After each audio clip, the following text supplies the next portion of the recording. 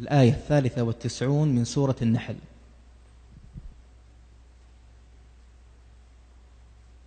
أعوذ بالله من الشيطان الرجيم.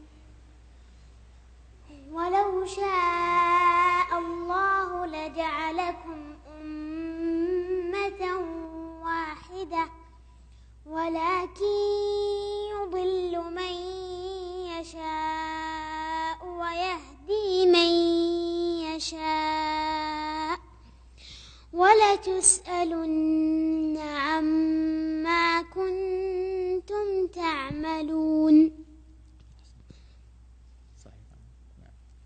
تفضل عمرك باختيار مقطع آخر.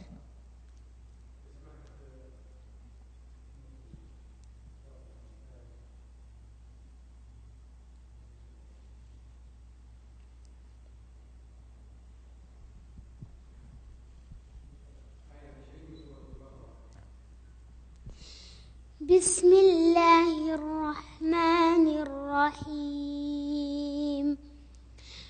يكاد البرق يخطف أبصارهم كلما أضاء لهم مشوا فيه وإذا أظلم عليهم قاموا ولو شاء الله لذهب بسمعهم وأبصارهم إن الله على كل شيء قدير.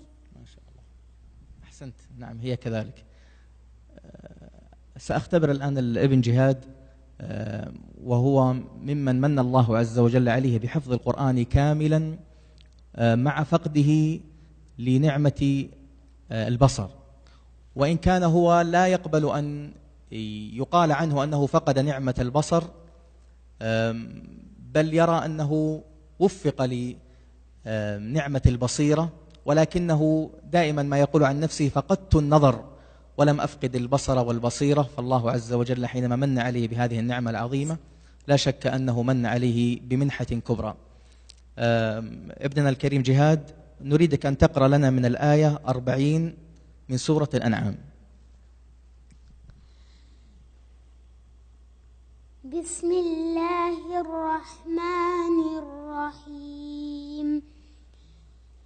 قل أرأيتكم إن أتاكم عذاب الله أو أتتكم الساعة أغير الله تدعون إن كنتم صادقين. أحسنت. طيب الأخ الكريم جهاد، كيف استطعت بفضل الله أن تحفظ القرآن بأرقام الآيات؟ تسمع الآية ثم تكررها برقمها وأنت تعرف الرقم من دون أن يقول لك الشريط أو الشيخ رقم الآية، أنت تعرف الآية تسمعها ثم تكررها برقمها. ومن كان يخبرك برقم الآية؟ أنا كنت أعلم. يعني تقرأ الآية الأولى رقم 1 وهكذا؟ نعم ولله الحمد. أحسنت. جهاد، متى حفظت القرآن تقريبا؟ وعمري 7 سنوات ولله الحمد. ما شاء الله. وكم عمرك الآن؟ 11 سنة. تبارك الله. في أي سنة تدرس؟ في الصف السادس الابتدائي. ما شاء الله.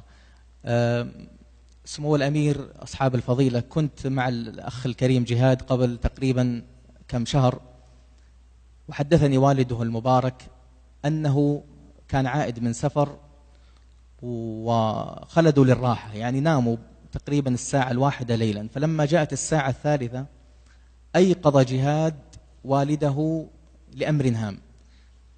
إيش كان الأمر الهام يا جهاد؟ ليش أيقظت والدك الساعة 3 بالليل؟ الله أعلم. هو سر لا يريد أن يخبر به، لكن حتى يعرف الناس أثر القرآن على حافظ القرآن. لماذا استيقظت الساعة 3 فجرا لما يقظت الوالد يصلي؟ أنا لا أعرف هذا الأمر. هو طبعا لا يريد الإخبار. أخبرني والده أنه أيقظه ليصلي الليل، فقال له والده: يا جهاد، احنا جايين من سفر وتعبانين، خلينا ننام اليوم. فقالوا يا أبي ما أحفظه من القرآن لا بد أن أطبقه في حياتي حتى ينفعني الله به. وهذا من توفيق الله للابن جهاد، أسأل الله أن يقر به عيني والديه وأن يحفظه وأن يبارك فيه. جهاد، كثير من الشباب الآن الصغار في سنك لم يحفظوا القرآن، وينشغلون يعني يتشاغلون أو يرون أن القرآن ربما يشغلهم عن الدراسة. هل أشغلك القرآن عن الدراسة؟ لا ولله الحمد. طيب كيف وفقت بين الدراسة وحفظ القرآن؟ هذا من فضل ربي. كيف استطعت؟ تدرس ثم تكون في وقت الفراغ بعد رجوعك من المدرسة أحيانا فتسمع وتحفظ، كلما كان عندك وقت فراغ تسمع وتحفظ. جهاد، كلمة أخيرة، لو رد الله لك البصر ما أول شيء ستتمنى رؤيته؟ لو رد الله إلي بصري أول شيء أتمنى رؤيته والدي. ما شاء الله. ثم من؟ ثم من أراه. إذا رأيت والدي هذا أكبر شرف، ها؟ نعم وأعظم نعمة. نعم. يعطيك العافية جهاد، شكرا لك وشكرا لكم سمو الأمير وشكرا للمشايخ الكرام.